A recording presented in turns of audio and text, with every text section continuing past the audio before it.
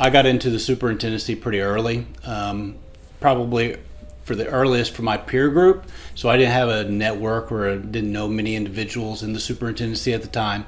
So there's a lot of knowledge that I just didn't know. And so MoASBO was really instrumental for me to, get some of that basic financial information that most people would take for granted, but it was things that I needed to know. So it was super helpful for me and kind of my lifeline to get started. I would encourage individuals to join MoASBO because you don't know what you don't know. And so it's, pick up things that I didn't have any intentions of picking up whenever I come to conferences, whenever I meet people.